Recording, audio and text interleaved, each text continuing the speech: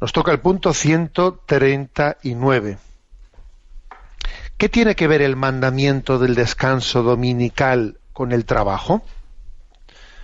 Y responde, el mandamiento del descanso dominical o sabático es la cumbre y el culmen de la enseñanza bíblica sobre el trabajo. Con la interrupción del trabajo y la celebración de la Santa Misa dominical, el hombre puede redirigir la mirada de nuevo hacia el auténtico fin de su vida. El mandamiento del descanso sabático es asimismo un baluarte contra el sometimiento libre u obligado al trabajo. Por ello, precisamente, fue introducido el mandamiento del descanso sabático, para dar al hombre una libertad más plena y permitirle, por ejemplo, participar en el culto a Dios o protegerle, sobre todo en el caso de los más pobres, de la explotación de sus superiores. Bueno, como veis, un punto, el 139, que habla de algo muy clave, el tema del descanso dominical. Bueno, dice descanso dominical o descanso sabático, porque sabéis que, bueno, pues en el Antiguo Testamento era el sábado, el día del descanso, y los judíos así lo siguen celebrando, y los cristianos al llegar, ¿no?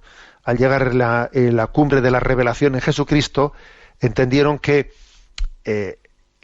el hecho fundamental no era la creación del mundo, sino era la recreación del mundo que suponía la resurrección de Jesucristo. Entonces los cristianos, fijaros hasta qué punto, ¿no?, la resurrección de Jesús fue el hecho determinante que cambió la historia y su horizonte, que los cristianos, que eran judíos, todos ellos eran judíos, esos judíos pasaron de celebrar su día de descanso en el sábado al domingo, ¿no? Porque entendieron que el hecho determinante de la historia de la salvación no era ya la creación del mundo, sino la recreación del mundo y la resurrección de Jesucristo. Bueno, bien, entonces, digamos que estamos hablando en estos puntos, ¿no?, anteriores, y también posteriormente vamos a continuar todavía un tiempo más sobre el sentido del trabajo, la espiritualidad del trabajo. Pues aquí se dice, ojo, que el descanso dominical es también el culmen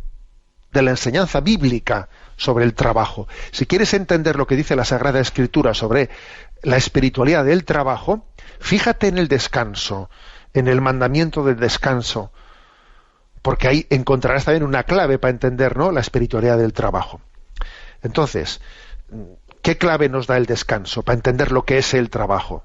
Bueno, que te ayuda a redirigir tu mirada hacia cuál es el fin de la vida. Nuestro fin, el trabajo, no es un fin. Nuestro fin es la comunión plena con Dios. El trabajo sirve, pues, para dignificarnos, para hacernos crecer, para llevarnos a una madurez, pero que desemboque en el encuentro con Dios, en la comunión plena con Él. Estamos creados para la vida eterna.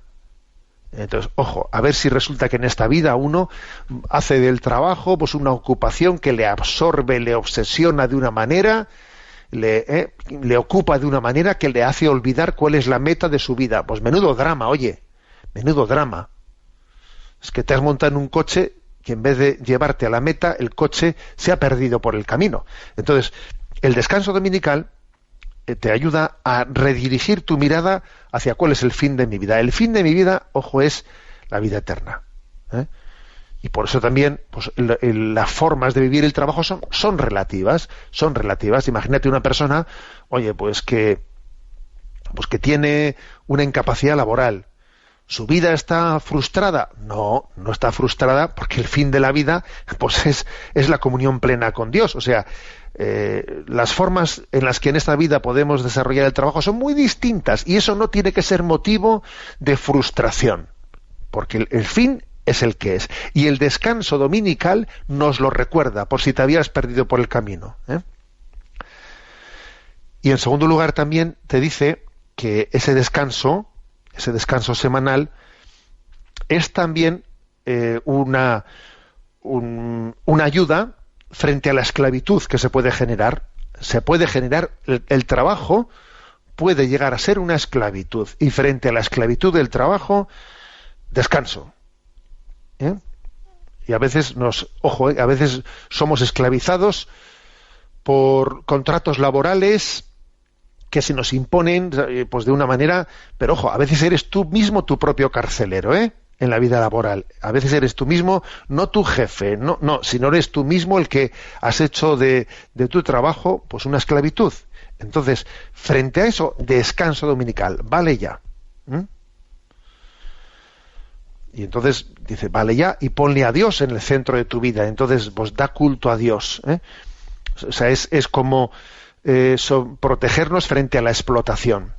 Y por cierto, aquí hay un tema importante que, aunque el DOCAT no lo refiera, yo creo que es interesante aquí mentarlo, ¿no? Que es el tema de la polémica, el debate sobre la libertad de los horarios, de la apertura de los horarios, pues eso, ¿no? De que si los comercios, etcétera, en los domingos. Y bien sabéis que la Iglesia ha sido muy crítica frente a esa pretendida liberalización de los horarios los domingos. Ha sido muy crítica por muchos motivos. El principal es porque eso, ¿no? Si el domingo también va a entrar, ¿no?, dentro de esa cadena de la competitividad, y entonces el domingo, para empezar, lo que va a ocurrir es que los comercios más pequeños, pues claro, sientan, o sea, pues una imposibilidad de competitividad con las grandes áreas, o que los comercios pequeños acaben siendo ocupados pues por culturas pues inmigrantes de chinos o otras culturas que no participan, ¿no?, o que no tienen asumido el tema del descanso dominical. Y entonces, a ver, eso es un pequeño desastre. La verdad es que yo creo que la progresiva liberalización de los horarios de los comercios los domingos, creo que eso va en detrimento del bien de la sociedad, del bien común, porque entonces entra la competitividad, y como entra la competitividad ya no tienes más remedio que entrar tú también. Para defenderte tienes que meterte en la misma rueda, o si no bajarte del vehículo y decir, esto ya no es para mí, y lo acaba cogiendo otro que está totalmente fuera de esa conciencia del descanso. Las autoridades deberían de tomarse muy en serio el bien social, el bien antropológico, el bien familiar que se deriva de preservar el descanso dominical. Aquí se juega más de lo que parece.